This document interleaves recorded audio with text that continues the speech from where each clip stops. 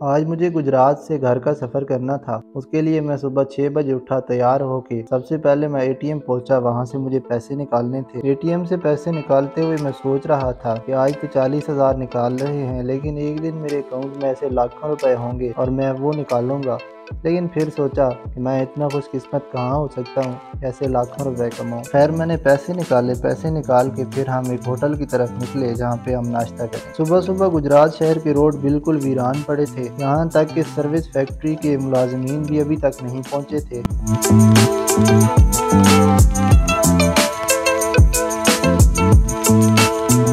Service Gujarat की बल्कि दुनिया की मशहूर व मारूफ फैक्ट्री है। सर्विस का सारा माल इसी फैक्ट्री से तैयार होकर पूरी दुनिया में जाता है। इस फैक्ट्री के माल को सबसे ज़्यादा बाहर ममालिक में पसंद किया जाता है।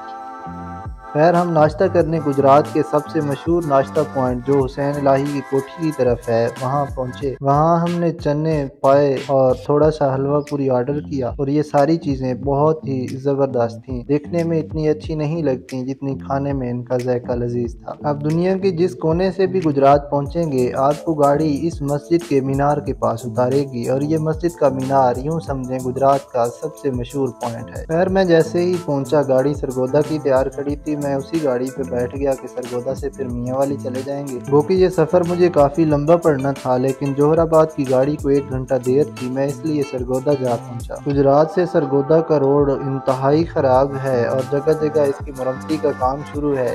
रोड पे इतना गर्द है कि एक गाड़ी आगे से गुजर जाए तो पिछली गाड़ी गर्द में नज़र भी नहीं आती और ना ही रोड पे पानी का छिड़काव किया जाता है ताकि गर्द ना हो। वैसे तो सफ़र में बड़ी खुशी से करता हूँ, लेकिन इस सफ़र में मैं तंग बैठा था। एक तो गाड़ी फटीचर सी थी और ऊपर से रोड इतना खराब, और ना ही इस रोड का इतना कोई व्यू अच्छा था जिसे देख के दिल खुश हो जाए।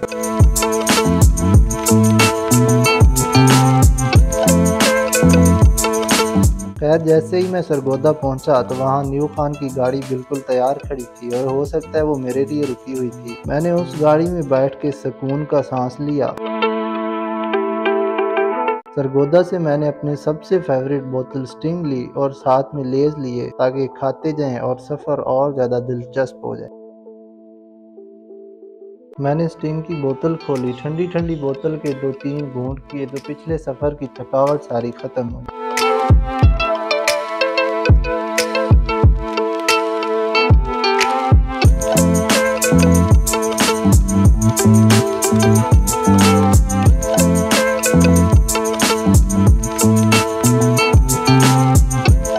साथ ही मैंने लेज़ खोले और लेज़ खाना शुरू किए। सरगोदा से मियाँ वाली का सफ़र मैंने स्टिंग और लेज़ के साथ शुरू किया। ये देख कि अगर आपका भी लेज़ खाने को दिल कर रहा है तो अपने घर में लेज़ लेकर रखा करें ताकि ऐसे मौक़ों पे खा सकें।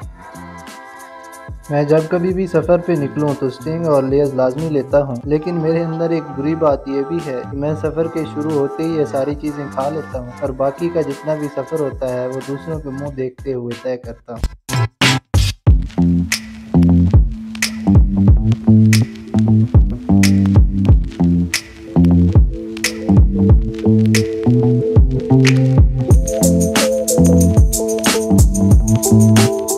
इस गाड़ी में इतना ज़्यादा रश नहीं था और जिस सीट पे मैं बैठा था बिल्कुल अकेला था। मैं दोनों सीटों पे ऐसे बैठ गया जैसे गाड़ी मेरी अपनी प्रॉपर्टी है।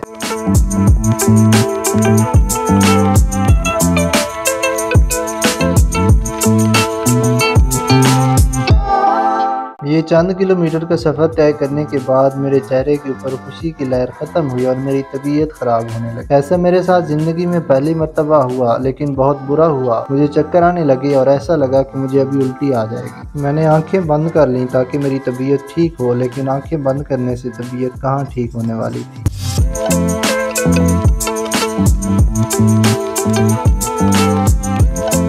वो सफ़र तो मैं आंखें बंद करके गुजार आया, लेकिन जैसे ही मियाँ वाली के हदूद में पहुंचा तो मेरे चेहरे के ऊपर एक मुतमईन मुस्कुराहट आई और मेरी तबीयत बिल्कुल ठीक होने लगी।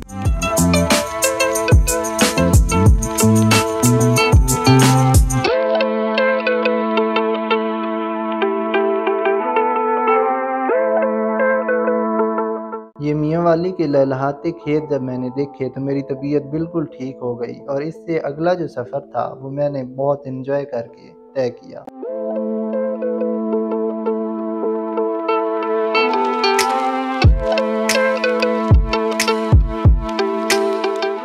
मैं जैसे ही मियाँ वाली पहुंचा मेरी तबीयत बिल्कुल ठीक हो चुकी थी, क्योंकि मैंने अपनी आबो हवा में कदम रखा था और अब यहाँ मैं बिल्कुल मुतमईन और बिल्कुल ठीक था। यहाँ पहुँचते ही नमाज का वक्त हो चुका था, इसलिए मैंने सबसे पहले नमाज अदा की। नमाज अदा करने के बाद मेरी नज़र इस रेडी वाले पे पड़ी जो लीमू की शिकंजी तैयार कर रहा था। तो मैंने कहा क्यों ना एक गिलास लीमू की शिकंजी पी ली जाए, जो सफ़र करते हुए एनर्जी ज़ाया हुई वो एनर्जी बहाल हो जाएगी।